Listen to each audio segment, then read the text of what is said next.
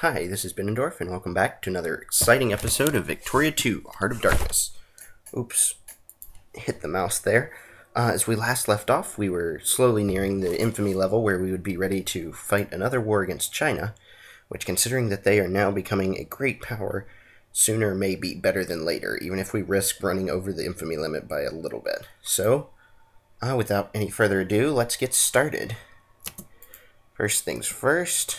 Of course, somebody goes bankrupt, and looking at priorities, it's looking like we will be able to get Sweden into our sphere of influence very shortly. We might lose Romania, but it's looking like we should be okay. And I'm going to let infamy drop just a little bit further. And tensions dissipate. Actually, I'm going to, at the end of, well, no time like the present. So, acquire state.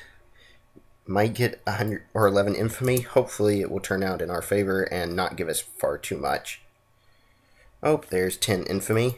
Well, that's unfortunate. We will see if anybody declares war. If not, it may not matter, and we will hopefully just keep it ticking down. Sweden is now available to add to our sphere of influence, so I'm going to do that. And also try and form some alliances with these other countries that are in our influence. Not that they will necessarily make any difference in a big war with China, but they're at least worth noting. And now, while we finish up with this CB, trying to decide which state to take. Northern Anhui is worth quite a bit. Ooh, Henan may be the one to take, though. The other option would be, I think we found a winner. Suzhou has just an unbelievable amount of population, plus it's another state on the coast, so we'll be able to upgrade our naval base. Which, speaking of which, let's upgrade another of those since we now have money. New store in Pohang, and a little bit of extra prestige. Oof, somebody has passed us in military power. Looks like it's the UK. They are currently at war. But still, that is a little bit terrifying. It's probably because they have recently gained a large chunk of, a new technology, which has raised their military power level. And electric gears are now available, thanks to that thief Edison. Infamy's looking a little low, or a little high right now. So what I might do, dropping 5, yes, I'm going to release Brunei. It's not a super valuable, it's not super valuable to us. And actually, Hawaii's the one to drop. -5 infamy for a very tiny amount of population. So that's what I'm going to do. I'm going to release Hawaii, and we now have our first dominion, and we are back underneath the infamy cap. I didn't really want to give up any land, but considering how low in value Hawaii is, it's certainly worthwhile, and we will still be able to base there and use it for basically anything we need to. We have a lot of leadership, so I'm going to create another general, and we have enough to upgrade another port. Let's see if we can't find one that we can upgrade. I'm not sure we're going to be able to. We might have, oh yes, this one's very low, but that doesn't really change it very much. And Great Britain seems like they're going through an issue with some sort of rebels. So they have a big amount of citizen guard here. Let's take a look at their, no, they haven't lost anything in the UK, but they've lost basically all of India. Interesting, perhaps India will break off as a separate country. I don't think so, since it's anarcho-liberals, but still, that is very much noteworthy. And let's go ahead and ally with Sweden. They don't have much of a military, but every little bit makes a difference. Our athletes have succeeded in the Olympics, so some additional prestige. And it looks like Russia is getting very close. I'm going to go ahead and ban them out of Romania. Electrical power is still a little ways away, as is our CB against China, but we should have, let's see what their current military techs. They have a total of 4, so we should have no problem in sweeping the floor with them once again. Ooh, classics have been rediscovered. I'm not going to lose the prestige, so let's let the classics receive some attention. If the rich want to become more liberal, more power to them. Oof, and it looks like we have... Oh, well, that one's still building. Let's see what's here. I'm going to cut out all of these priorities, let the market decide what gets priority. I'm also going to cut subsidies and let hopefully all of the factories shake out a little bit. In the meantime, I would like some more canned food, because you can never have enough canned food. And that looks like all that I need to do for now. Another German miner has gone bankrupt, which tends to be what they do, apparently. Looking at our war justification, we've got about 5 more months, and then we will be able to once more go to war and wipe the floor with China. Busan has closed a factory, so I'm going to just delete that one. Oof, and we are not getting enough good, so I'm going to kick subsidies back in there. Another miner's gone bankrupt, this time in the Balkans. They do not seem to be doing very well at the moment. Electrical power is about to finish. Plus we can create a state in Japanese Hawaiian Islands, which is very small, but it looks like... Oh, wrong button. It looks like we only released the state part of the Hawaiian Islands, which is actually quite humorous. So I'm going to go ahead and make that a state. Why not? It frees up a little bit of maintenance, not that we really have much of a problem with maintenance at the moment, considering the size of our navy. And here is electrical power, which should strengthen our entire economy. Related to that, I'm going to go ahead and cut subsidies again. Maybe the difference in throughput tech will shake out the economy a bit. And what to do next? I don't really need advanced naval design at the moment. So what I'm going to do is go with infiltration, which will allow tanks to be built once an invention comes through, as well as a significant amount of attack and defense. And then I will probably do Army NCO trading next. I really need to get up to military directionism, though, for gas attack and defense. Those are huge inventions to have. Looking at the huge amount of money we're making, I'm going to drop taxes on everybody. If we have to sit a little bit in the red for a while, I'm okay with that. And we have some more leadership, so creating 2 more admirals. Let's see, where is the... Here. Alright, and I'm going to move the transport fleet back over to where they should be, and start the building of 5 dreadnoughts and another 10 cruisers. There's 5 dreadnoughts. 1, 2, 3, 4, 5, 6, 7, 8, 9, 10 cruisers. And we're a little low on supply based on that, but considering how many of our naval bases are currently expanding, should not be a problem. International crisis showed up and was ignored.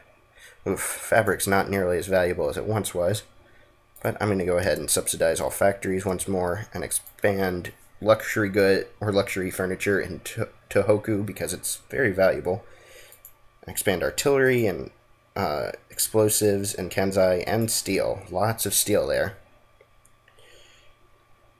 Furniture. I'm basically just going to expand all of these that are extremely valuable. At least that I can afford to. And cement. You can never have too much cement. More cement. Some more steamers. And that should do it for now. We'll let the capitalists take care of the rest. Industrial subsidies are pretty low, thankfully, at the moment. If they start ballooning too much, I will change, or I will cut out subsidies. But, oh, an additional 1 prestige. Hooray. Let's see. We are still about as far back from Japan, or from France, as we have always been. And they're not at war, so it's just due to industry and all that, but we are catching up to them in industry. And our army's tech should increase with our army or military score with the new dreadnoughts, as well as new technology for military. So I'm not too worried, especially once we get another big state in China. We will have no problems to catch them. Civil violence in Sinai. I'm going to choose the one with the lower population drops. Let's see. How are these? There's so many bureaucrats in southern Sahili, but it is almost a state. Shandong is making some progress, albeit slowly. And that's it as far as high percentage ones. We're running low again on money, so I'm going to raise taxes on the poor and middle class. Let the rich take care of themselves, or let the rich keep taking care of the economy. We have a acquire state CB against China, so no time like the present. Let's go ahead and declare war. And Suso is where we would like. Gonna need 40 war score, which means we can get it merely from winning battles. Now let's see. Doesn't look like most of these will join in on our war. We don't really need them, so I'm going to not call in any allies. They're there for defense more than anything else. I'm going to start the occupations. Let's get this battle rolling. Moving everybody to invade and take some land. I'm going to move these fleets to blockade a little bit. And looks like there's not much that I can still blockade, but that suits me well enough. The less to blockade, the fewer fleets I will need. These battles should still be extremely one-sided, as they've always been. And the Chinese will try and occupy. I will probably, after this war, build up some more forts to slow down their occupation and make these wars a little bit easier. Not that they're hard, but it makes it a little easier if I don't have to keep kicking the Chinese out of my land. The Liberal gained a lot of space in the upper house. We might be getting close to being able to enact a new reform. Yeah, 45%, so it might just get there sometime before the end of the game. We're running low on money again, so I am going to raise taxes on the rich. And a very successful battle in Tianjin. Why is the... Oh, it's only at 2% now, never mind. Those attrition numbers were looking odd, but it was just because the enemy army was still counted as being there. Right? Disturbing another military site, going to say to respect their beliefs. Oof, I need to slow down. A political club. I will allow all the pops to be more in favor of proportional representation. That suits me quite well. And all sorts of battles are going on, plus occupations, so I'm going to slow down the game a little bit and focus on all of these occupations and such. Successful one there, so going to sweep through, clear out some of the Chinese on my land and take another bit of their land. And the Chinese are trying to occupy some more space, but we have successfully taken another of their provinces. And there's another one. So we're going to move that army back and around.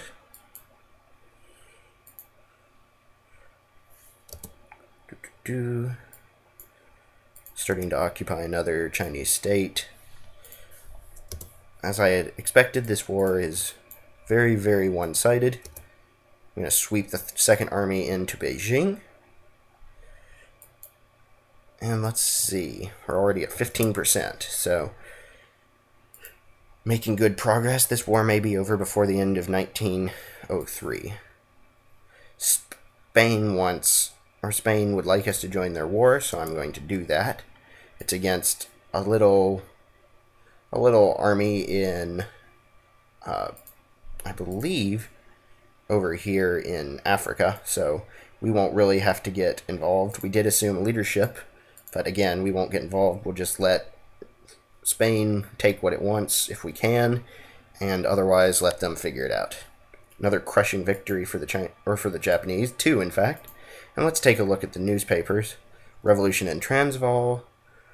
Hawaii has insulted our foreign minister, which is weird because they're Dominion and they should be nice to us. And that was about it. So engaging the enemy again. Let's look at the money. Yeah, we're not doing too badly on industrial subsidies. Money's doing fine. Electricity in another state. And we have won another occupation. So I'm going to sweep this army up and around to another of the Chinese states, or another Chinese province, I should say. Another crushing victory. This is becoming extremely one-sided, as of course was expected, but still good to see things meet our expectation. Another successful occupation. So I'm going to sweep that army around, clear out these 26,000 in Detong, and then try and take Zongding. Success in Nanjing. We're just having one success after another. Starting to occupy Beijing as well. And the Chinese might just get, yep, Sizhou, but that's okay. I will just occupy it back. And the Chinese have been ejected from their ports and been completely wiped out by our battleships and cruisers with no problem, as of course was expected. The war is very quickly moving towards the 40 necessary. If I can get enough jingoism, oh, we will not ever get that jingoism support. This war is much too one-sided to flip it over there, because I believe if you lose battles, jingoism goes up and all of that. And I'm going to move this 4th army around, clear out some more units, or some more enemy units. I'll probably have to retake another piece of land, but considering how much we're winning on purely battles, it's certainly worthwhile.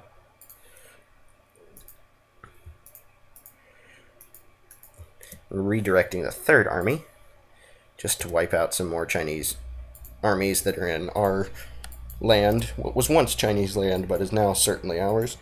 More crushing victories. This isn't even close to being a fair fight. I think that was the worst battle we've had yet, only doing 30,000 and losing 4,000. And we can burn the Summer Palace, which only gains infamy. I don't see any reason why we should burn the Summer Palace, so I'm not going to. I don't think it does anything. Yeah, it just seems to lower the Chinese morale, which is not something we have to really worry about. So, going to move the 2nd army down into other parts of China. Oh yeah, we already have an army taking there, so we'll occupy this other area instead. And we are at 60%. And China will capitulate.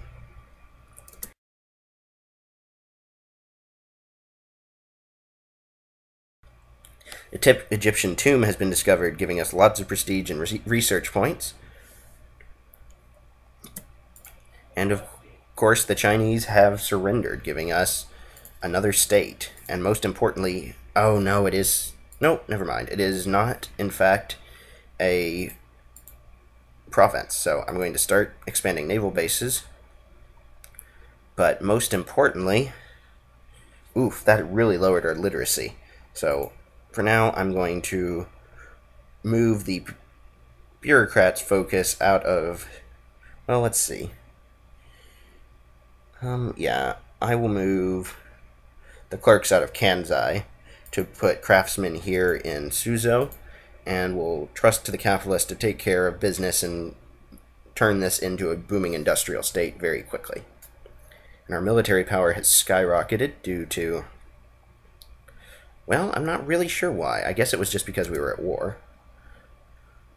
And we are still at war, but not in a very meaningful way at this point. Unfortunately, however, we did move these units out of position, and we'll need to ship them back across the strait to Korea and Manchuria. Won't be a big deal, just a little bit of micromanagement. Moving all of these other armies back to where they can relax. And let's... Oh, Kobe has been electrified. Let's look at the newspaper. A powerful hurricane in Galveston killed 8,000 people and forever damaged the city of Galveston, with lots of companies moving to Houston. Doesn't say that here, but I just know a little bit about the subject. Alright, moving the first army across the strait. And I'm going to move these fleets back to whence they came, such as it is. They've done their job more than well enough. And going to move the next army, as well as moving 4th Army back up to the Russian front to hold position, just in case Russia tries anything. It's looking like with our current level of military power, nobody is going to try anything, though. Because number 2 is the UK, and they're much, much lower. In fact, we probably don't have to worry about infamy at this point. But I'm going to hold off on breaking that limit for a little bit longer. There's nothing else right now other than more of China that we really would like.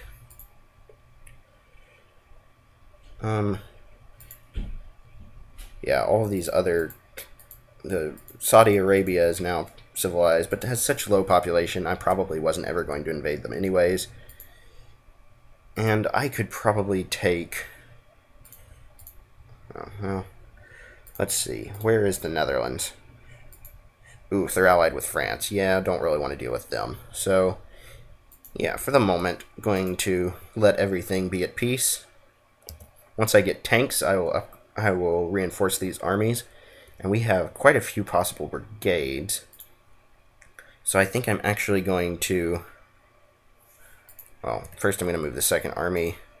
And then I think I'm going to actually create another entire army for us. Which means I will need 4 guard, 9 infantry, 10 artillery, 2 engineers, and 3 cavalry. So let's start with the 4 guard. 1, 2, 3, and 4. And then 9 infantry. So 1, 2, 3, 4, 5, 6.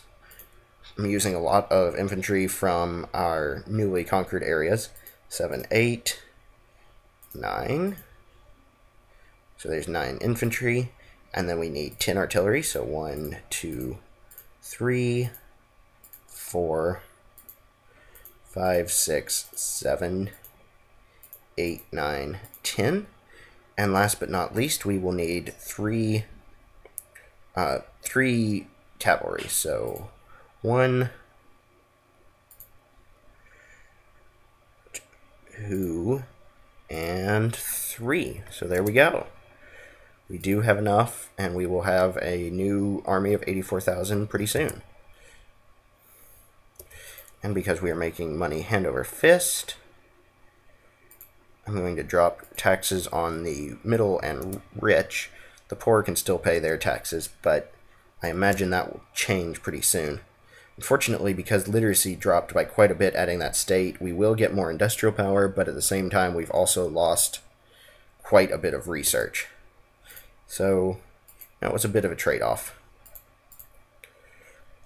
We have all sorts of states currently trying to be built, or all sorts of craftsmen in the new state, as well as a lot of factories being built or being upgraded at the moment. We should be making just tons and tons of money from this state eventually. I'm going to put subsidies on everything, lower the priorities. Infiltration just finished. I'm going to go with military logistics next so that I can get to military directionism.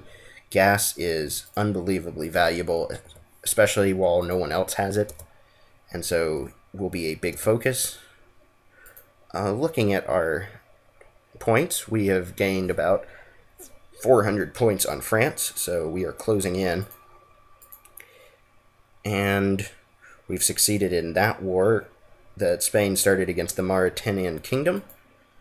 So good on them. And we can now create a state in southern Zihili, which will probably lower our literacy by further, but looking at that size, oh, no, it really didn't. So I'm going to put craftsmen there as well. Oh, it did lower our literacy, but only by a little bit.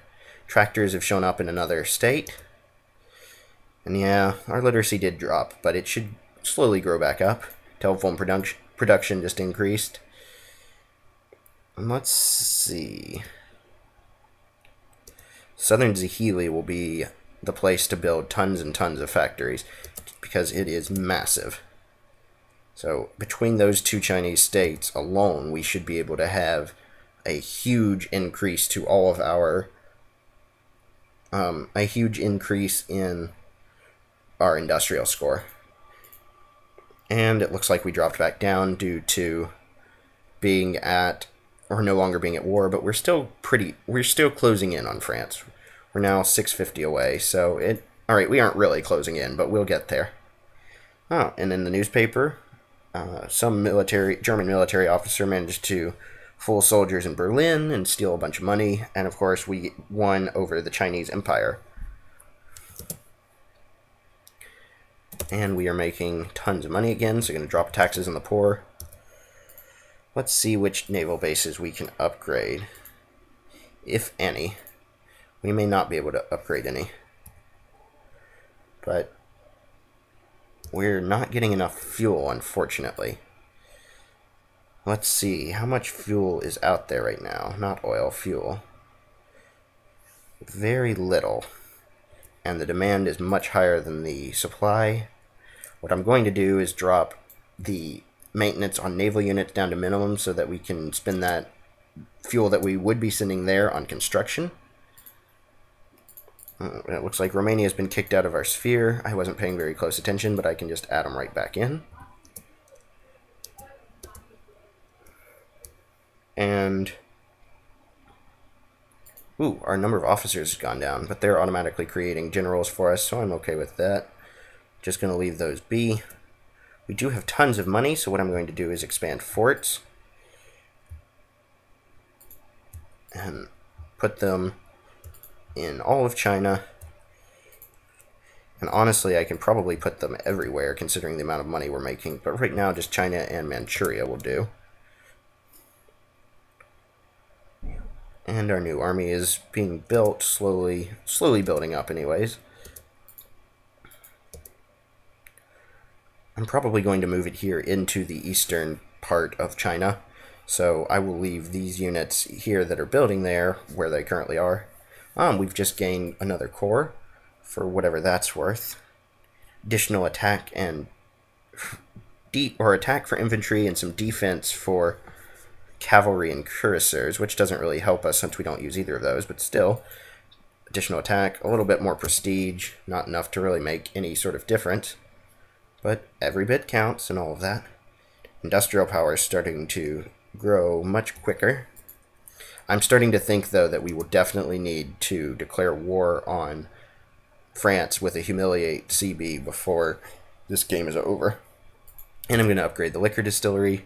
Every factory in Suzhou should basically be upgrading it all the time.